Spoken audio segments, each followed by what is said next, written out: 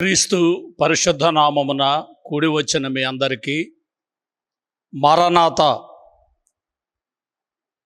దేవుని చిత్తమును బట్టి మోషే సుఖోపవాస ధ్యానములలో 33వ రోజులోనికి ప్రవేశించి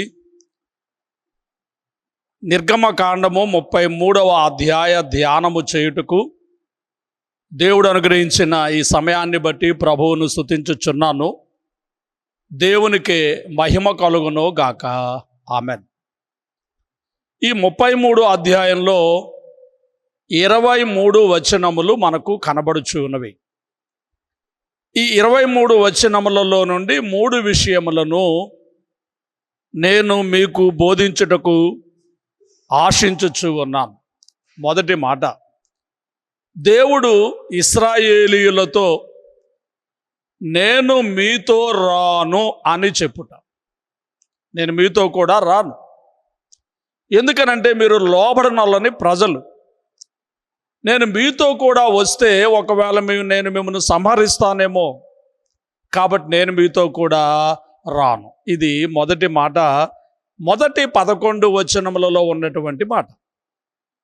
తరువాత 12వ వచనం నుంచి 17వ వచనం వరకు దేవుడు వారితో రావాలని, ఇశ్రాయేలీయులతో రావాలని మోషే గారు దేవునికి ప్రార్థన చేయుట. మీ సన్నిధి మాతో రాకపోతే ఇక్కడ నుండి మమ్మను తోడుకుని వెళ్ళవద్దు అని దేవునికి చేయుచున్నటువంటి ఓ ప్రార్థన మనకు కనబడుచు ఉన్నది.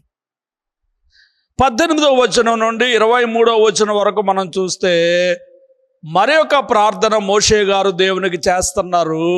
ఏమిటా ప్రార్థన అంటే, దేవుని యొక్క మహిమ రూపము, దేవుని యొక్క సంపూర్ణ ప్రత్యక్షత, ఆ విశ్వరూపము, ఆ మహిమ రూపమును చూడవలననే ఆశతో దేవునికి ప్రార్థన చేయుట.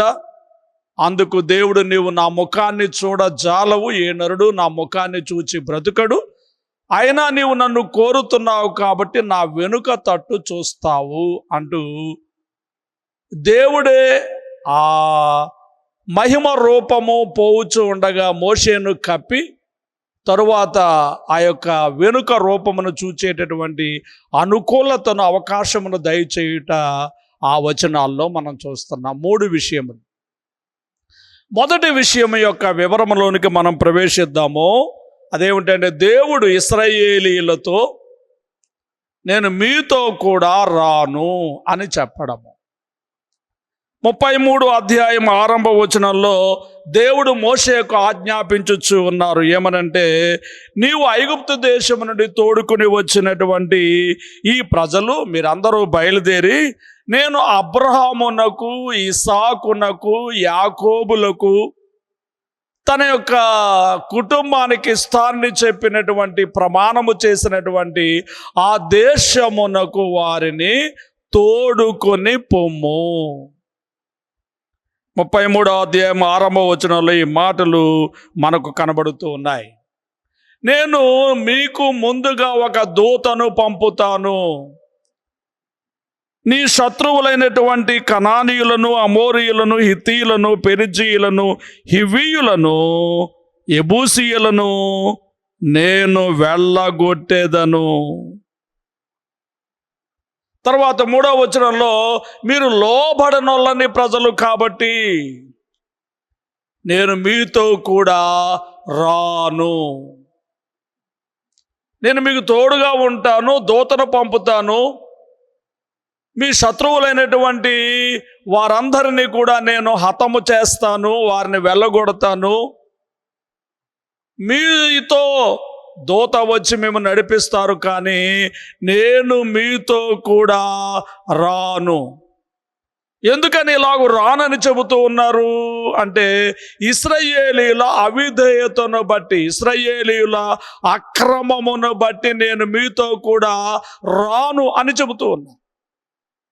మనం 32వ అధ్యాయంలో చూచాము, దేవుని ఆజ్ఞలకు, దేవుని కట్టడలకు వారు విధేయులు కాకుండా అవిధేయులై ఒక బంగారు దూడను చేసుకొని దాని యందు ఆడుతూ పాడుతూ మరి బలులు అర్పణ చేస్తూ వారు దేవుణ్ణి విడిచిపెట్టారు కనుక దేవుడే వారిని విడిచిపెడుతూ ఉన్నాడు.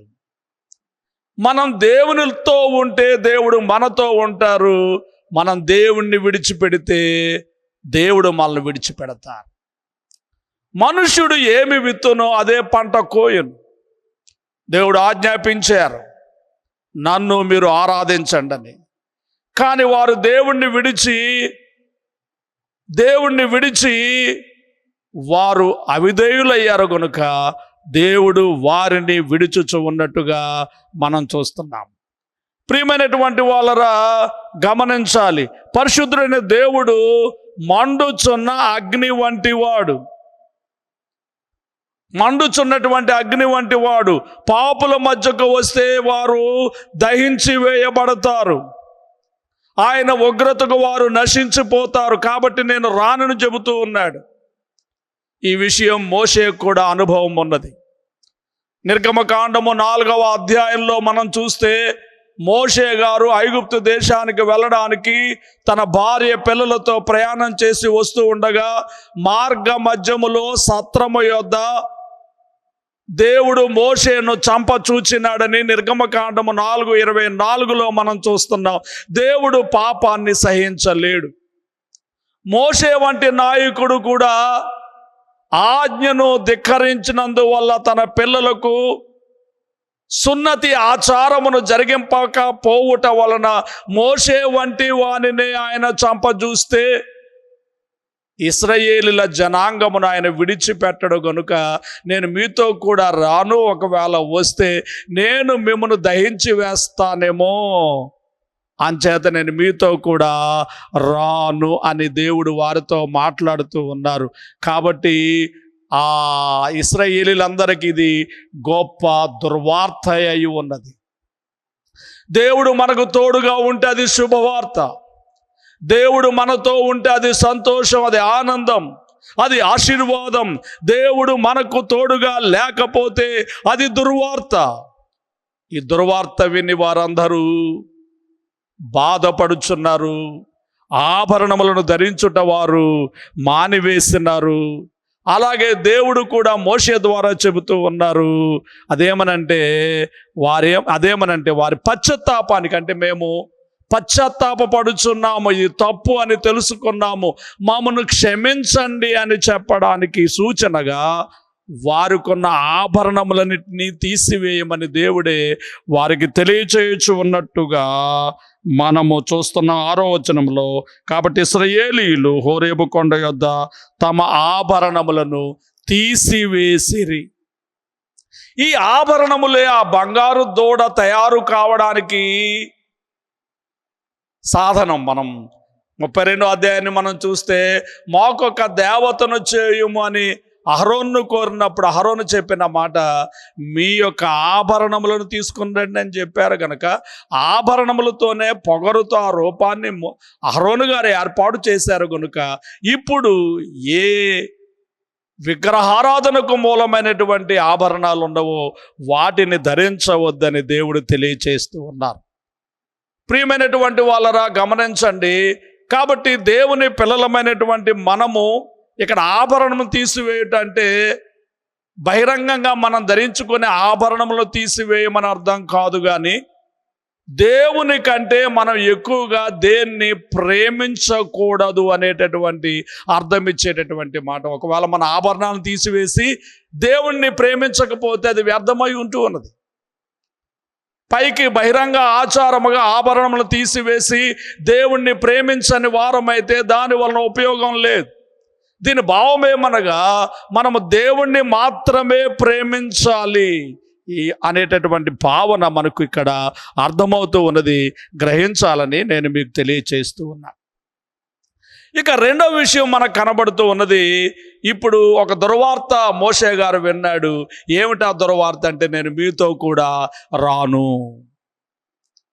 కాబట్టి దేవుడు వారితో ఉండాలని మరి ఆయన చేయుచున్నటువంటి పనుల్లో ఒక పని ఏమిటి అంటే, ఒకటి గుడారమును వెలుపలికి తెచ్చుట. 7వ వచనంలో, అంతటా మోషే గుడారమును తీసి పాలెముల వెలుపకి వెళ్ళి ఆ పాలెమునకు దూరముగా దాన్ని వేసి దానికి ప్రత్యక్ష గుడారమును పేరు పెట్టెను. యెహోవాను వెతికిన ప్రతివాడు పాలెమునకు వెలుపలున్న ప్రత్యక్ష గుడారములోనికి వెళ్ళుచు వచ్చాను.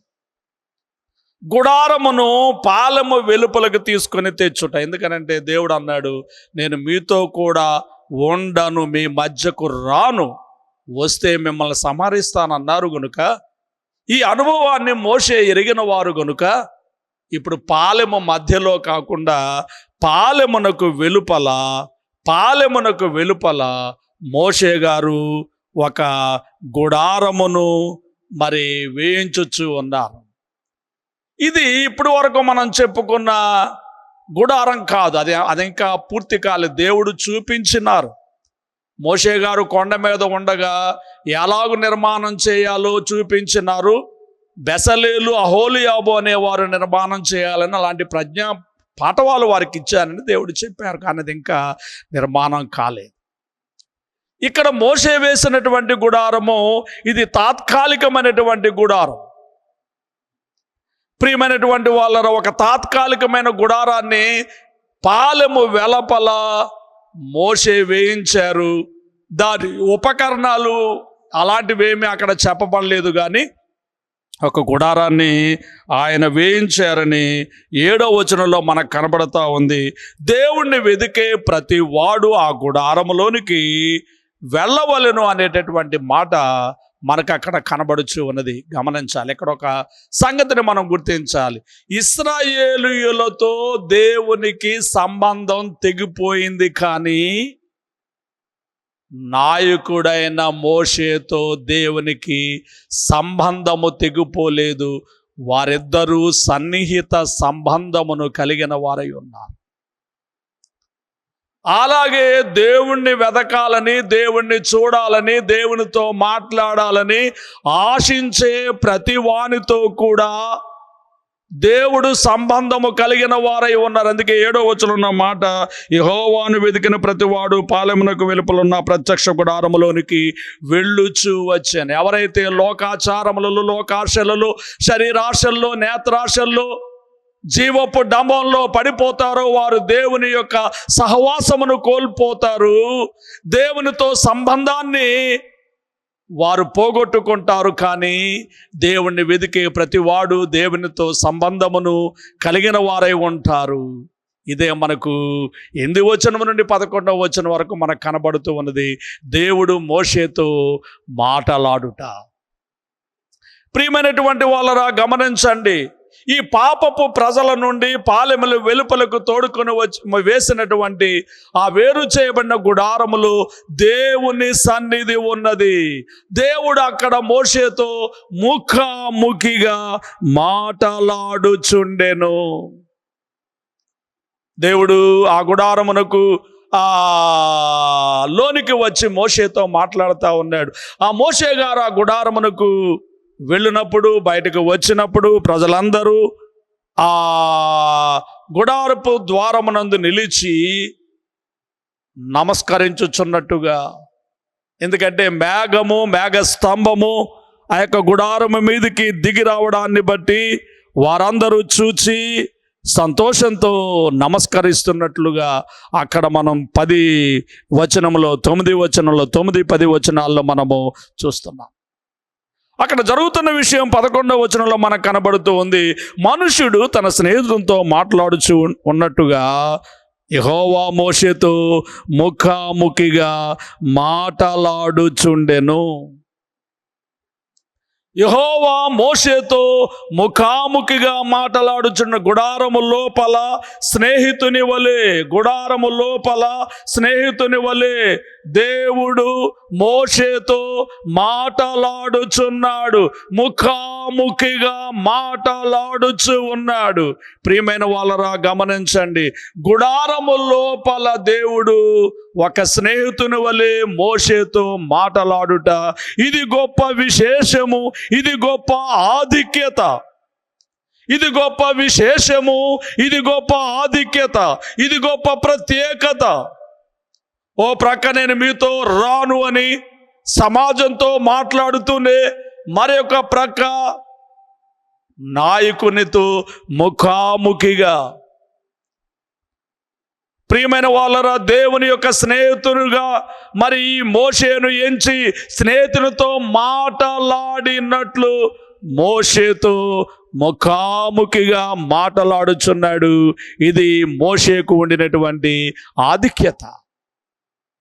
పాత నిబంధన కాలంలో అబ్రహాము వంటి దైవ సేవకులైన వారిని, దైవ బిడ్డలైన వారిని దేవుడు దీవించి వారిని స్నేహితులుగా భావించి వారితో ఏ విధంగా నడుచుకున్నారో నేటి దినముల యందు కూడా యెహోవా యందు లేక యేసుక్రీస్తునందు భయభక్తులు కలిగి ఆయన ఆజ్ఞలను అనుసరించి నడుచుకునే వారిని ఆయన స్నేహితులుగానే భావించుచు ఉన్నారు, స్నేహితులుగానే ఎంచుచున్నారని మనము గ్రహించాలి. యోహాను సువార్త 15వ అధ్యాయం 15వ వచనాన్ని మనం చూస్తే ఈ మాటలు మనకు కనబడుచు ఉన్నవి. శిష్యులుగా ఎంచబడినటువంటి తన యొక్క మరి శిష్యులతో ప్రభువు చెబుతున్న మాట చూడండి. దాసుడు తన 15వ అధ్యాయం 15వ వచనం యోహాను సువార్త, దాసుడు తన యజమానుడు చేయు దాన్ని ఎరుగడు గనుక ఇక మిమ్మును దాసులని పిలువక స్నేహితులని పిలుచుచున్నాను. ఇక మిమ్మును నేను దాసులని పిలువక స్నేహితులని పిలుచుచున్నాను. మిమ్మును దాసులని పిలవను కానీ స్నేహితులని పిలుచుచున్నాను. ఎందుకంటే ఇప్పుడు మీరు నాకు స్నేహితులుగా ఉన్నారు. మోషే వలె ఎవరు లోకమును అనుసరించక, లోకాశలను అనుసరించక ఉంటారు, ఆజ్ఞను అనుసరించి నడుచుకుంటారు, ప్రియమైన వాళ్ళరా, వారు ఆయనకు స్నేహితులుగా ఉండడానికి పిలువబడుతూ ఉన్నారు. కాబట్టి మనం మోషే వలె ఉండుటకు సిద్ధపడవలసిన వారమై ఉన్నాం. ఇక్కడ 11వ వచనంలో ఇంకొక మాట మనకు కనబడుతూ ఉన్నది.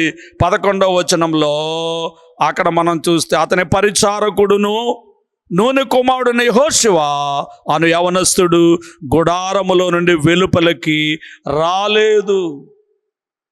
మోషే గుడారములో ఏ విధంగా ఉండి దేవునితో మాట్లాడుచూ ఉన్నాడు, నూను కుమారుడైనటువంటి యెహోషువ కూడా గుడారములో నిలిచి ఉన్నట్టుగా మనం చూస్తున్నాం.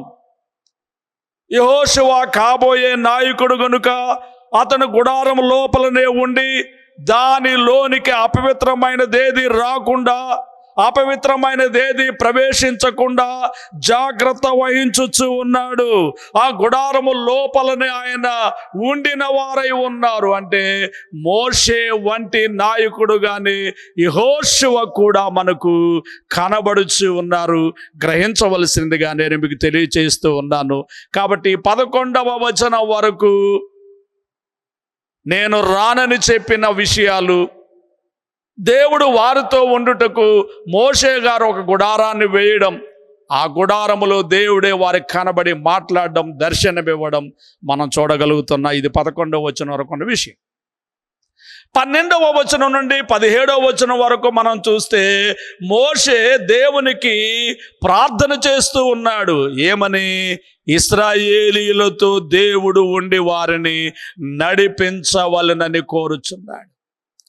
నువ్వు మాకు తోడుగా వస్తేనే సరే, నువ్వు రాకపోతే ఇక్కడి నుండి మమ్మను తోడుకొని పోవద్దు. ఎందుకంటే నువ్వు మాతో రాకపోతే మేము ప్రయాణము చేయలేము, మేము ఓడిపోతాము, జయాన్ని పొందలేము. కాబట్టి మాకు కావలసిన ఏర్పాట్లన్నీ జరగవు. నువ్వు మాతో ఉంటేనే నీ కటాక్షం మా మీద ఉన్నదని లోకమునకు అర్థమవుతూ ఉంది. కాబట్టి నువ్వు మాకు తోడుగా లేకపోతే, నీ సన్నిధి మాతో రాకపోతే మేము ముందుకు సాగలేం. ఎందుకంటే మేము ముందుకు వెళితే అనేకమైనటువంటి అనర్థాలు కలుగుతాయి, ప్రమాదాలకు దారి తీస్తుంది. మీరు రాని ప్రయాణం చేస్తే మాకు ప్రయోజనము లేదు. 15వ వచనం, మోషే నీ సన్నిధి రానిడలా ఇక్కడ నుండి మమ్మను తోడుకొని పోకుము. నా ఎడలను నీ ప్రజల ఎడలను నీ కటాక్షము కలిగినదని దేని వలన తెలియబడును? నువ్వు మాతో వచ్చుట వలననే కదా. అట్లు మేము అనగా నేనును నీ ప్రజలను భూమి మీద ఉన్న సమస్త ప్రజల నుండి ప్రత్యేకింపబడుదుమని ఆయనతో చెప్పాను. మేము ఒక ప్రత్యేక జనాంగముగా ఉన్నామని తెలియపరచబడ్డానికి నువ్వు మాతో వస్తేనే కదా కార్యం జరుగుతుంది. ఎర్ర సముద్రం పాయలైనా, ఫరో ఆటంకం తొలగిపోయినా, ఫరో సైన్యాన్ని ఎర్ర సముద్రంలో ముంచివేసినా, బండ నుండి నీళ్లు వచ్చినా, ఆకాశము నుండి ఆహారం వచ్చినా అది నీ కృప వలననే కదా, మీ దయ వలననే కదా, మీరు మాతో ఉండడాన్ని బట్టే కదా. ఒకవేళ మీరు మాతో రాకపోతే మాకు అన్నీ అనర్థాలే కదా, నీ కరుణ నీ కటాక్షం మాకు లేనట్లే కదా. దయచేసి మీరు మాతో రావాలి అని ఆయన ప్రార్థన చేస్తూ ఉంటే 17వ వచనంలో ఓ చక్కని మాట మనకు కనబడుచు. ఈ 33వ అధ్యాయం ఒక ప్రత్యేకమైనటువంటి అధ్యాయంగా మనం గ్రహించాలి. ఇందులో ఉన్న సంగతులు చాలా ప్రత్యేకంగా మనకు కనబడుతూ ఉంటాయి. 17వ వచనంలో దేవుడు మోషేతో చెబుతూ ఉన్నాడు. ఏమనంటే, యెహోవా నీవు చెప్పిన మాట చొప్పున చేసేదను, నీ మీద నాకు కటాక్షము కలిగినది. దేవునికి స్తోత్రం కలుగును గాక. ఒక మనుషుని మాటను బట్టి, నీ మాటను బట్టి, నీవు చెప్పిన మాటను బట్టి నేను చేస్తాను. ఎంత ప్రేమ, ఎంత దయ. ఇక్కడ మోషే గొప్పతనమేం కాదు కానీ దేవుని దయ. ఒక నాయకుడిని దేవుడు మోషే హెచ్చిస్తున్నటువంటి హెచ్చింపు, దేవుడు ఆ నాయకునికి ఇచ్చుచున్నటువంటి ఘనత, దేవుడు ఆ నాయకునికి ఇచ్చుచున్నటువంటి ఆధిక్యత, నీ మాట చొప్పున చేసేదను, నీ మీద నాకు కటాక్షం కలిగింది, ప్రేమ కలిగింది, దయ కలిగింది. సరే, నీ మాట చొప్పునే నేను చేస్తాను, నీతో పాటు నేను వస్తాను, నా సన్నిధి నీకు తోడుగా ఉంటుంది. కాబట్టి మోషే ప్రార్థనను దేవుడు ఆలకించినట్లుగా, మోషే ప్రార్థనకు దేవుడు నెరవేర్పు దయచేసినట్టుగా మనం 17వ వచనంలో చూస్తున్నాం. ఇది మోషేకు దేవుడిచ్చినటువంటి ప్రత్యేకత. మోషేకు దేవుడిచ్చినటువంటి ఆ ప్రత్యేకత మనకు కనబడుచు ఉన్నది గ్రహించండి. ఇక 3వ మాటను మనం చూస్తే, మోషే గారు దేవుని యొక్క సంపూర్ణ ప్రత్యక్షత కొరకు దేవుణ్ణి వేడుకుంటున్నాడు. ఆ మహిమ రూపమును చూడవలనని దేవుడు మరి ఆశ పుట్టించాడు మోషేకు. బహుశా అందుచేత ప్రార్థన చేస్తా ఉన్నాడు. 18వ వచనంలో మనం చూస్తే, అతడు దయచేసి నీ మహిమను నాకు చూపుమనగా, నీ మహిమ రూపమును, నీ సంపూర్ణమైనటువంటి మహిమ రూపమును నాకు చూపించుము అని ప్రార్థన చేశారు మోషే.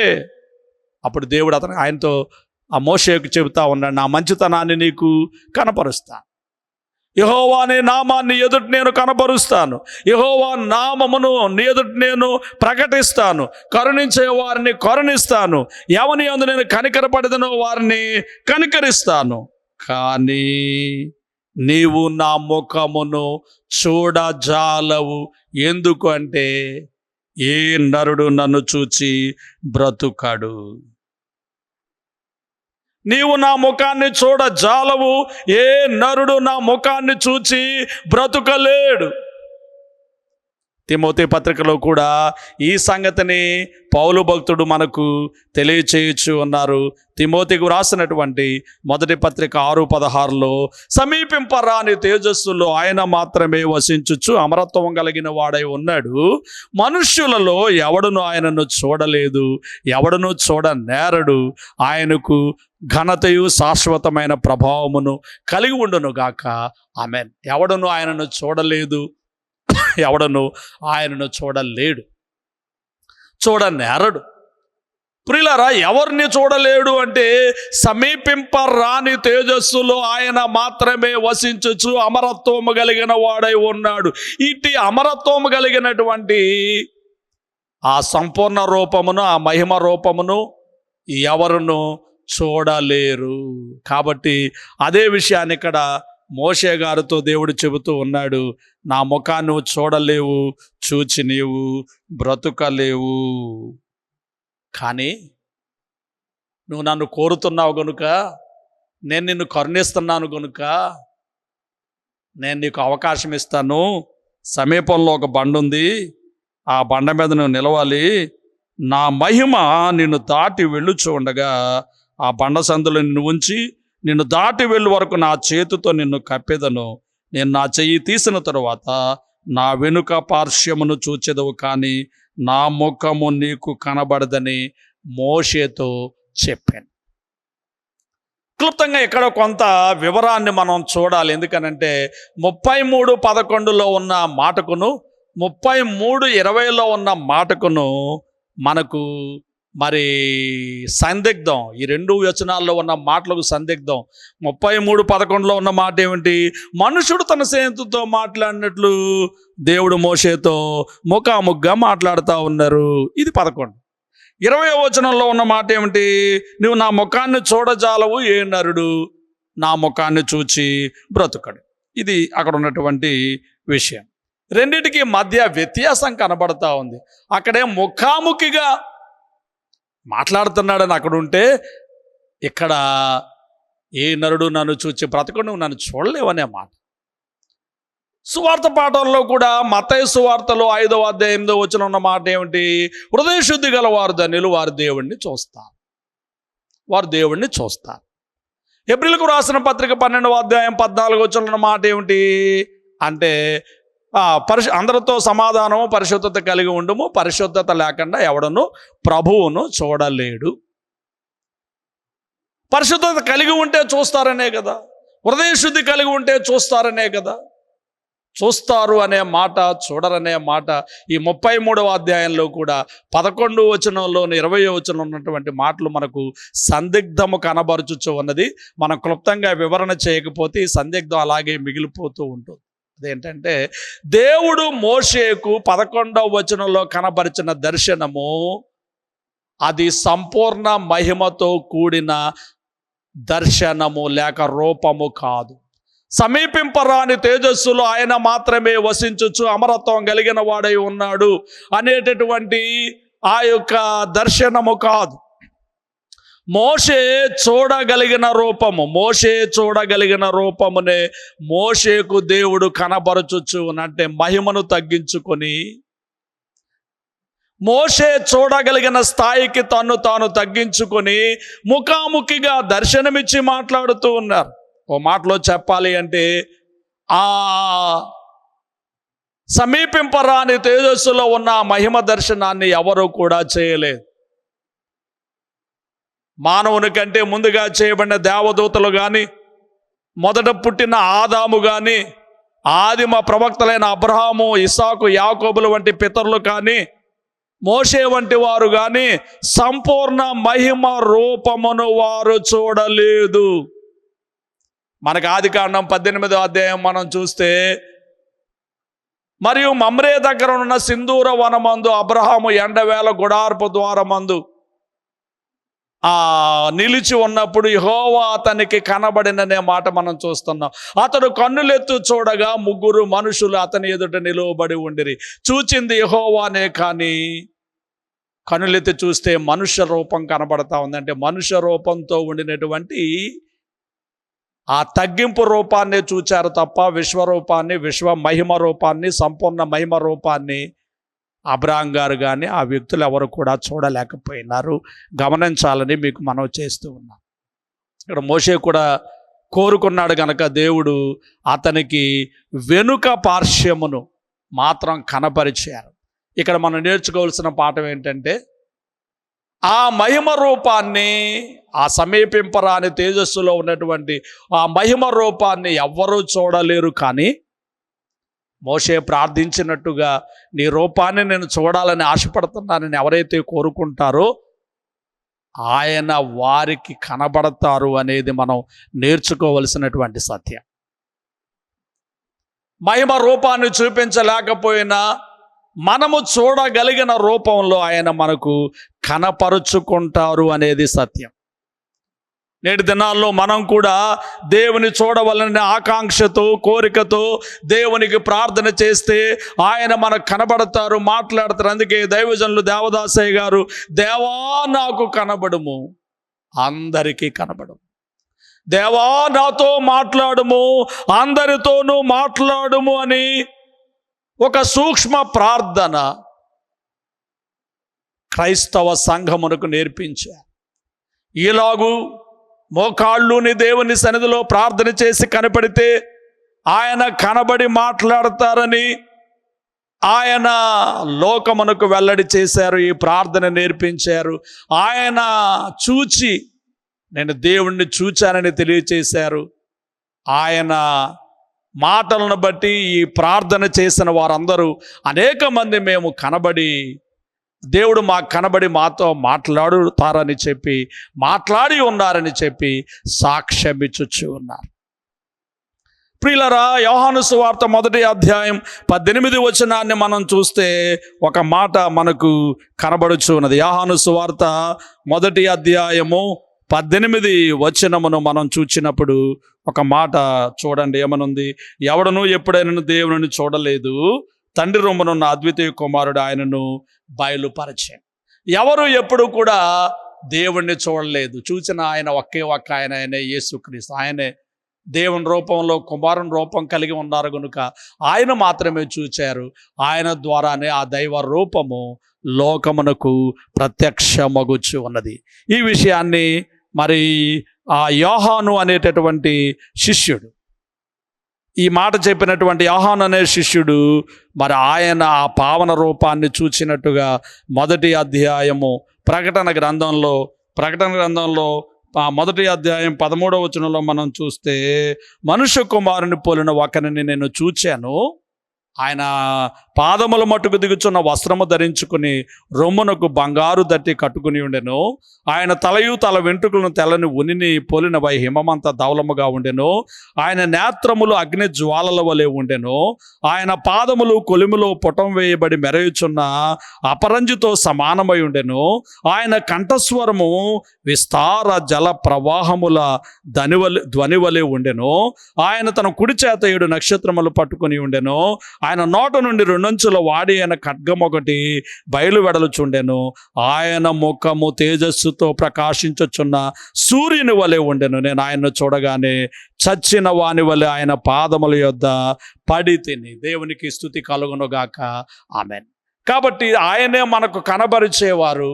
కాబట్టి ఆ దివ్య దర్శనాన్ని మరి యోహాను గారికి మరి చూపించినారు. భక్తులు పాడుతున్నారు, దేవా నాకు కనబడుమన్నా దేవా దర్శనమగును నీకు, పావనంబగు రూపము చూచి బహుగా సంతోషించగలవు. ఏకాంత స్థలము కోరుము, దేవుని ప్రార్థింప ఏకాంత స్థలము చేరుము. ప్రియమైన వాళ్ళరా, గమనించండి. కాబట్టి ఆ యొక్క దైవ దర్శనాన్ని చూద్దాం, దేవుణ్ణి స్తుతిద్దాం. దేవుని మిమ్మల్ని దీవించునుగాక. ఇంతటితో 33వ అధ్యాయము ముగించబడి ఉన్నది. దేవునికి మహిమ కలుగునుగాక. తండ్రి, ఈ మాటలు బిడ్డల అంతరంగాల్లో ఫలింపు చేయం. మోషే గుడారమును వేసి ముఖాముగ్గా మాట్లాడారు. అంతటితో ఆగకుండా నీ దివ్య దర్శనం, మహిమ దర్శనం, సంపూర్ణ దర్శనం చేయాలని ప్రార్థించారు. కానీ నీవు ఆ మహిమ దర్శనాన్ని కనబరచలేదు. ఎందుకంటే నరుడు ఆ దర్శనాన్ని చూచి బ్రతుకుడు గనుక వెనక రూపాన్ని చూపించినారు. అలాగే మేము చూడగలిగినటువంటి ఆ రూపమును మాకు కనపరిచి మమ్మను బలపరచుము, దీవించుము. నీ మహిమ రాజ్యం కొరకు మమ్మల్ని సిద్ధపరచుము. చూడగలిగిన హృదయ శుద్ధిని, హృదయ పవిత్రతను మాకు దయచేసి నడిపించుము. ప్రార్థనకు నెరవేర్పిము.